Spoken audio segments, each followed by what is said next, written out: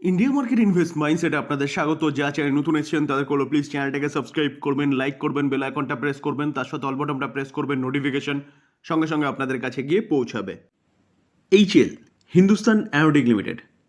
দেখুন, Hindustan aeronautic limited তো এই কোম্পানিটা এয়ারক্রাফট তৈরি করে, fighter aircraft, fighter helicopter, drone সেগমেন্টে বলুন, এরোস্পেসে কোম্পানিটার এক্সপোজার রয়েছে। তো আমকা যে প্রোডাকশনের কথা শোনা যাচ্ছে না, যেখানে বলা হচ্ছে অ্যাডভান্স মিডিয়াম কম্ব্যাক্ট এয়ারক্রাফট, তো এটা জয়েন্টলি তৈরি করার কথা ভাবছে এইচএলের সাথে, সেরকমই কিন্তু নিউজ পাওয়া যাচ্ছে। দেখুন, এই আর্টিকেল দেখলে দেখা যাবে যে ভারত সরকার কি করতে চলেছে, এইচএলের সাথে লিডিং জয়েন্ট ভেঞ্চার করতে চলেছে to manufacturing advance medium combat aircraft. তো স্যার, এখনও ফাইনাল জানা যায়নি যে কার সাথে জয়েন্ট ভেঞ্চার হতে চলেছে। তো এটা যদি হয় তাহলে অবভিয়াসলি এইচএলের জন্য কিন্তু একটা ভালো নিউজ, যেখানে যেখানে খুব তাড়াতাড়ি কিন্তু ভারত সরকারের কাছে এই মিডিয়াম কম্ব্যাক্ট এয়ারক্রাফট চলে আসবে, যেখানে 5টা কোম্পানির জয়েন্ট ভেঞ্চার হবে। এইচএলের কাছে 50% স্টেক থাকবে এবং বাদবাকি যে 4 প্রাইভেট ফার্ম যারা থাকবে তাদের কাছে 12% করে, 12.5% করে স্টেক থাকবে। তো এইভাবে কিন্তু জয়েন্ট ভেঞ্চারে 5টা কোম্পানি একসাথে বলতে পারেন যে এই আমকা নিয়ে কাজ করবে। তো এটা কিন্তু আমাদের ডিফেন্সের জন্যে, এইচএলের জন্যে, বা ভারত সরকারের জন্যে, বা ভারতের সিকিউরিটির জন্যে একটা ব্যাপক বড় নিউজ, যেখানে যেখানে এই কোম্পানির বিজনেস বাড়তে চলেছে, যে 50% স্টেক হোল্ড করবে। দেখুন, এটা এখনও কিন্তু আলোচনা স্তরে রয়েছে। ফাইনাল নিউজ আসলে অবশ্যই আমরা এই চ্যানেলে আলোচনা করব। তো চ্যানেলের সাথে যুক্ত থাকতে হবে, তাহলে সঠিক তথ্যটা সঠিক সময় পেয়ে যাবেন। Sir, L&T, Larsen and Toubro, infrastructure বলুন, ডিফেন্স বলুন, তার পাশাপাশি কনস্ট্রাকশন বলুন, রেল বলুন, একটা কংগ্লোমেরেট কোম্পানি, যেই কোম্পানিটা কিন্তু বিভিন্ন সেগমেন্টে এক্সপোজার রয়েছে, টেকনোলজি সেগমেন্টে এক্সপোজার রয়েছে এই কোম্পানিটা কিন্তু সেমিকন্ডাক্টর নিয়েও কাজ করছে। একটা দিগ্গজ কোম্পানি, বা ভারতের যেসব বড় বড় কোম্পানিগুলো আছে না, তার মধ্যে বলতে পারেন এই কোম্পানিটা হচ্ছে একটা হাতি। এই কোম্পানিটা নিফটি 50-র পার্ট। তো এই কোম্পানিটাকে নিয়ে কিন্তু একটা ভালো নিউজ পাওয়া যাচ্ছে। নিউজটা কি?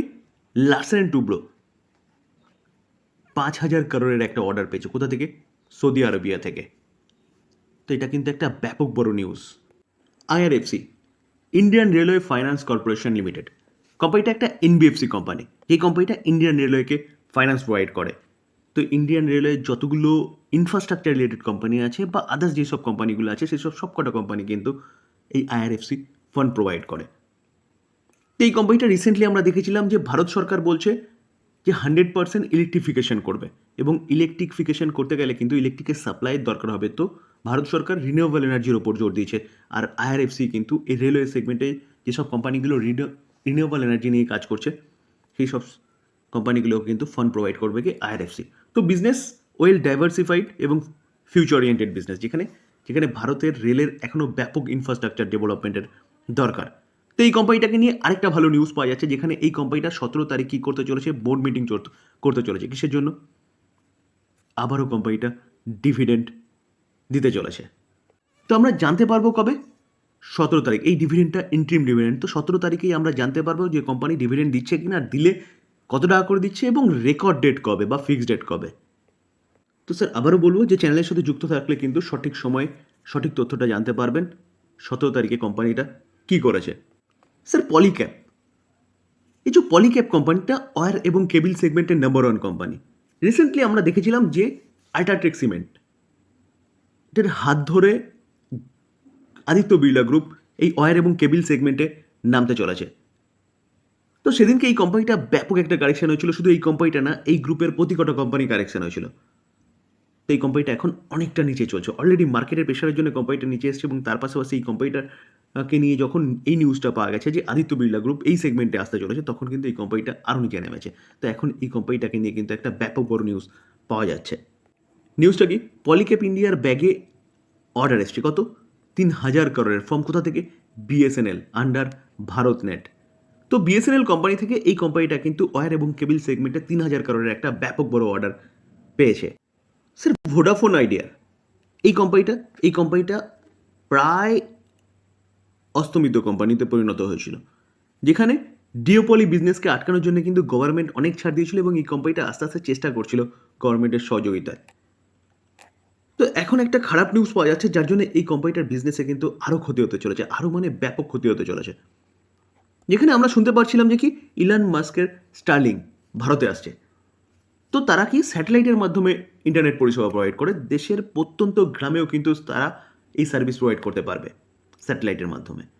তার ফলে আমরা দেখছিলাম জিও এবং এয়ারটেলের মধ্যে একটা বা ইনভেস্টরদের মধ্যে একটা ভয়ের সৃষ্টি হচ্ছিল যে এই জায়গায় দাঁড়িয়ে কিন্তু জিও এবং এয়ারটেলের বিজনেস কমতে পারে। কিন্তু এখন দেখা যাচ্ছে কি জিও এবং এয়ারটেল দুজনাই কি করেছে, স্টারলিংয়ের সাথে টাই আপ করেছে এবং দুজনা কোলাবোরেশনে একসাথে এই সার্ভিস প্রোভাইড করবে। তো প্রবলেমটা কার দাঁড়িয়েছে? প্রবলেমটা কিন্তু ভোডাফোন আইডিয়ার। দেখুন, রিলায়েন্স জিও এবং এয়ারটেল দুটো কোম্পানি কিন্তু স্টারলিংয়ের সাথে কী হয়েছে, জয়েন্ট ভেঞ্চারে কাজ করছে ভারতের মধ্যে ইন্টারনেট পরিষেবা দেওয়ার জন্য। তো প্রবলেমটা হয়ে দাঁড়িয়েছে কি ভোডাফোন আইডিয়ার, যেখানে ভোডাফোন আইডিয়া এখনও পর্যন্ত স্ট্রাগল করছে। তো এটা কিন্তু একটা আরেকটা ঝাটকা বলতে পারেন ভোডাফোন আইডিয়ার কাছে, যেখানে এই কোম্পানিটা আরও মার্কেট শেয়ার হারাতে পারে। তো এই কারণে দেখলে দেখা যাবে ভোডাফোন আইডিয়া এই কোম্পানিটা কিন্তু আজকের দিনে এবং কালকেও অনেকটা ডাউনসাইড মুভমেন্ট দেখিয়েছে। টাটা স্টিল সেগমেন্টে নাম্বার ওয়ান কোম্পানি বলতে পারেন ভারতে, যেখানে টাটা স্টিলকে নিয়ে কিন্তু জেপি মর্গান বুলিশ এবং জেপি মর্গান কী করছে, টার্গেট দিচ্ছে 180 কারেন্ট মার্কেট প্রাইস থেকে 20% আপসাইড মুভমেন্টের কথা বলছে জেপি মর্গান। অবভিয়াসলি কোনো ব্রোকিং হাউস যদি কোনো কোম্পানি টার্গেট দেয় না, সেটা কিন্তু 12 মাসের জন্য দেয়। তো 12 মাসের মধ্যে 20% আপসাইড মুভমেন্ট দেখেই টাটা স্টিল 180-তে যেতে পারে, যেখানে টাটা স্টিল আজকের দিনে ভালো মুভমেন্ট দেখিয়েছিল আর্লি মর্নিংয়ে এই নিউজটা চলতে, যেখানে ওভারওয়েট রেটিং দিয়েছে বা মেনটেন রেখেছে। স্যার, অয়েল ইন্ডিয়া কোম্পানিটা আজকের দিনে 4% মতন একটা ভালো আপসাইড মুভমেন্ট দেখিয়েছে after oil field bill get nod in Lok Sabha. দেখুন, এই আর্টিকেল দেখলে দেখাবে government clear a long pending overall of India oil field regulation boost investor sentiment. এটা এই রেগুলেশনটা কী করতে চলেছে, ইনভেস্টারের সেন্টিমেন্টকে কিন্তু বুস্ট করতে চলেছে। এর যে ভালো ফল, এটা শুধু অয়েল ইন্ডিয়া পাবে এরকম ব্যাপার নয়, আদার্স যেসব কোম্পানিগুলো আছে যেমন ওএনজিসি বলুন, আরআইএল বলুন, এরাও কিন্তু এই ভালো ফল পেতে পারে। যেখানে অয়েল ফিল্ড অ্যামেন্ডমেন্ট বিল 2024 নিয়ে আজকে ডিসকাস হয়েছে, যেটা আমরা এতদিন 1948 সালের সেই বিল নিয়ে কিন্তু কাজ করতাম।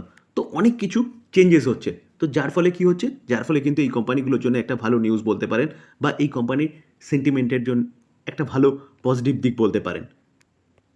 তার জন্য অয়েল ইন্ডিয়া কিন্তু আজকে ভালো মুভমেন্ট দেখিয়েছে। এমটিএনএল কোম্পানিটা আজকের দিনে 18% মতন কোনো এক সময় কিন্তু ভালো মুভমেন্ট দেখিয়েছে, সেখানে ক্লোজিং হওয়ার সময় কোম্পানিটা 11% মতন মুভমেন্ট দেখিয়েছে। তো আজকের দিনে কোম্পানিটা এতটা ভালো মুভমেন্ট কেন দেখিয়েছে, যেখানে এই কোম্পানিটার শোনা যাচ্ছে যে এটা যদিও বা অফিসিয়াল নিউজ, আনঅফিসিয়াল নিউজ নয়, যে আর্নিং কী হতে চলেছে, রিভার্সড আর্নিং হতে চলেছে অ্যাসেট মনিটাইজেশনকে নিয়ে, যেখানে এই কোম্পানিটার প্রচুর অ্যাসেট রয়েছে যেগুলো আনইউটিলাইজ হিসেবে পড়ে রয়েছে।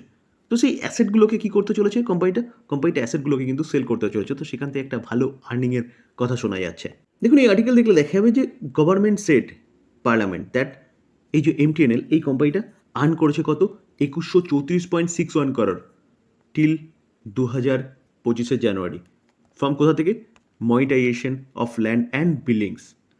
তো তার জন্যই কিন্তু এই কোম্পানিটা আজকের দিনে এতটা ভালো মুভমেন্ট দেখিয়েছে। কোন কোম্পানিটা? এমটিএনএল। তবে স্যার ডিসক্লেমার দিয়ে রাখি স্যার, কোনো বাই রেকমেন্ডেশন এই কোম্পানিগুলোর সম্বন্ধে নিউজ পাওয়া যাচ্ছে, যেগুলো আমরা মার্কেটে আছি আমাদের কিন্তু অবশ্যই জানা দরকার। তো সেই অনুযায়ী আলোচনা করলাম লার্নিং পারপাস, যাতে আপনাদের শেয়ার মার্কেটের জার্নিটা কিছুটা সহজ হয়।